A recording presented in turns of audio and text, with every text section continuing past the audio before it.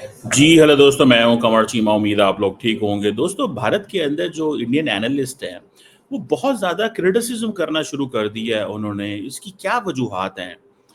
इसका मतलब ये है कि बहुत सारी चीज़ें मैनेज की गई थी माजी में और अब शायद आहिस्ता आहिस्ता क्लैरिफाई होना शुरू हो गया है। ये एक अभिजीत मित्रा साहब बड़े हमेशा पाकिस्तान पे बड़े क्रिटिकल रहते हैं, बड़ी टफ लाइन लेते हैं पाकिस्तान के बारे में। इनकी बात सुनिएगा। Tejas Mark 1A versus JF-17 Block 3 भाई JF-17 Block 1 भी तुम्हारे तेजस मार्क 3 से भी बेहतर होने वाला। ये बातें इंडियन मीडिया में पहले नहीं किए जाते थे कि JF-17 जो है वो इंडिया में उसकी क्या धूम थी। मैं ये नहीं कहता कि पाकिस्तान कोई बहुत बड़ी कोई चीज़ है, 30 मार खान है, हम ये कर देंगे। लेकिन पाकिस्तानियों के अंदर एक चीज़ बिल्ड हुई over the period of time. They they start living humbly. खास तौर पे बड़ा शुक्र करते हैं कि यार शुक्र है हमारे पास ये है। इंडिया के अंदर डिफेंस इक्विपमेंट को ग्लोरीफाई किया जाता है। उसकी मैं आपको लॉजिक बताता हूँ। इंडियन पॉलिटिकल क्लास इस डिफेंस इक्विपमेंट को ग्लोरीफाई करती है for its political and electoral incentive के लिए।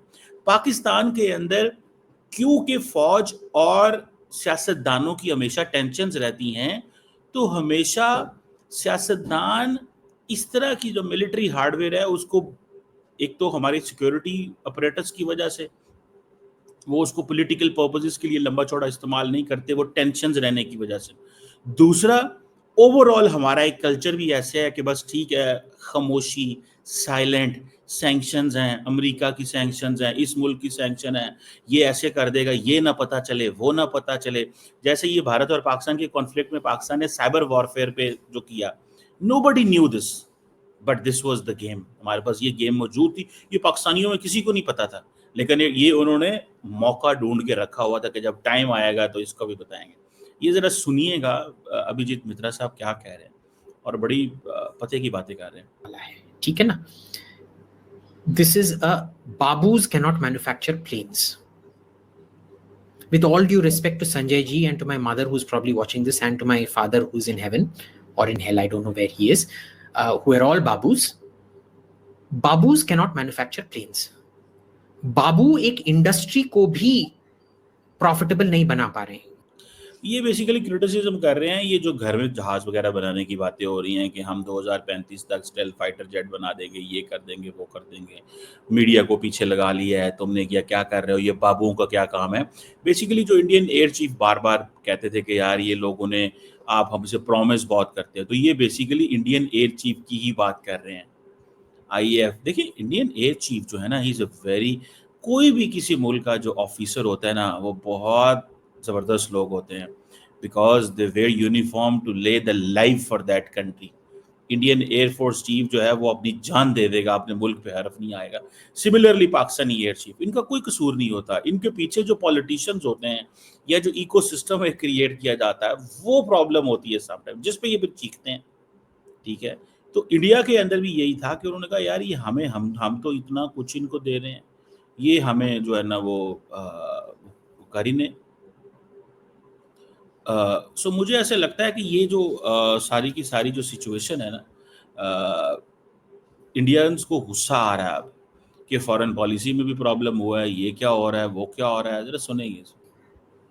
प्लेन मैन्युफैक्चरिंग तो बहुत दूर की बात है भाई। JF-17 has been, I know the guy who's in charge of integration. I'm not going to name him in Pakistan because he taught me more about the Indian Air Force than any Indian Air Force person taught me about the Indian Air Force.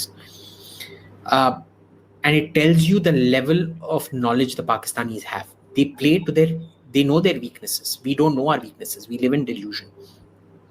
The JF-17 is a fantastic plane. वो कह रहे हैं कि हम delusion में रहते हैं, वो डिल्यूजन में नहीं रहते, वो हम सब बेहतर जानते हैं। मैं वैसे एक बात बताऊं, इंडियन एयरफोर्स भी पाकिस्तानी एयरफोर्स को बहुत अच्छे से जानती है, बट प्रॉब्लम किधर आता है, where professionalism versus political activism. The political activism which is shown by the Indian government, whereas the professionalism, Indian Air Force is a fully professional force, Indian Army is a fully professional army, Indian Navy is a fully professional Navy, but जहां पे आती है political activism, where they want to use the forces अब for example क्या India के अंदर इस सवाल को नहीं उठाया जा रहा कि CDS अनिल चौहान साहब को क्यों अपॉइंट किया गया? क्या ये बात नहीं है? क्या इंडिया के अंदर लोग ये नहीं कह रहे कि आपने सारे का सारा जो प्रोसेस है वो कॉम्प्रोमाइज़ कर दिया है अपने पॉलिटिकल ऑब्जेक्टिव्स के लिए? जैसे एक और बात बताएं, पाकिस्तान में फौज सियासतदानों को अपने मामलात में मुदाखलत नहीं करने देती, किसी को अच्छा लगे या बुरा लगे। जनरल ने जनरल का फैसला करना है, सियासतदानों ने जनरल का फैसला नहीं करना है। इसीलिए उन्होंने अंदर बड़ा टफ किस्म की रखी हुई है, जो एनवायरनमेंट रखा हुआ है, बहुत टफ। पाकिस्तानी फौज ने एक इंतहाई टफ एनवायरनमेंट अंदर रखा हुआ है, समझ रहे हैं? इस चीज़ को इंडियंस को समझ है। इस चीज़ हमारे पॉलिटिशियंस का कोई नहीं है कि जनाब वो मैंने ये पिछले अपने एनालिसिस में आपको बताया था, एक इंडियन डिफेंस मिनिस्टर लेके बैठा होता है तमाम आर्मी चीफ को, एयर चीफ को, ये वो के पीछे दिल करे इंडियन फॉरेन डिफेंस सेक्रेटरी भी लेके बैठा हो। पाकिस्तान में इधर किधर बैठाते हैं? इधर तो आर्मी चीफ पहले बैठा होता है, डिफेंस मिनिस्टर बाद में बैठा होता है। उसकी वजह क्या है भाई? आर्मी चीफ के पास इज ए रियल पावर। ये एक पाकिस्तान का हाइब्रिड मॉडल है, ये हकीकत है। किसी को अच्छा लगे किसी को बुरा लगे, हम तो ये दिखा रहे हैं।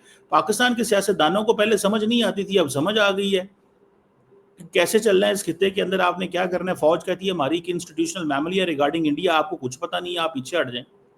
सियासतदानों ने बड़ा दाएं बाएं शाएं आए पाएं टाइम की, उन्होंने कहा नहीं तुम इस पास हो जाओ, हमें क्या पता है क्या करना है, वरना तुम भी साडा वही हाल करोगे जो मोदी साहब आजकल फौज का कर रहे हैं।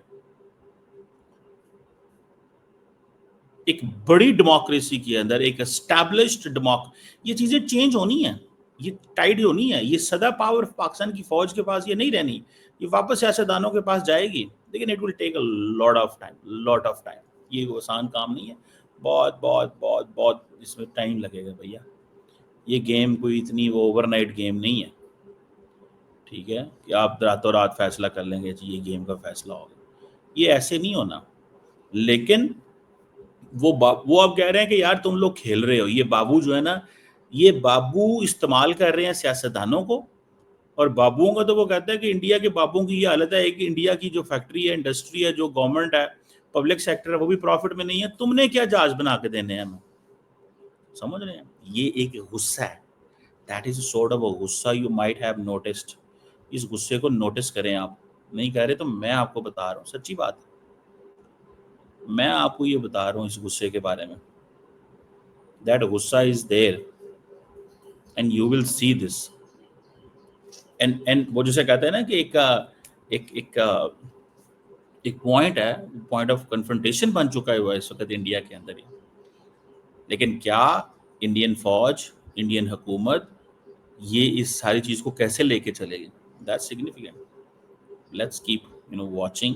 लेकिन ये चीज़ें बॉयल अप हो रही हैं इंडिया के अंदर, और ये मोदी साहब इससे परेशान हैं, इसीलिए ट्रंप के कहता इधर हो जा तेरी ऐसी थी तैसी, क्योंकि उनको पता है अगर। और ये फॉरेन सेक्रेटरी जो विक्रम मिश्री साहब हैं, उन्होंने जो हिंदी में स्टेटमेंट जारी की, मैंने आपको बताया था ये हिंदी में स्टेटमेंट जारी नहीं करते यार, जानबूझ के की गई थी इंडियन ऑडियंस के लिए बताने के लिए कि मोदी की ट्रंप से क्या मुलाकात हुई, तब मोदी फटे चाकते।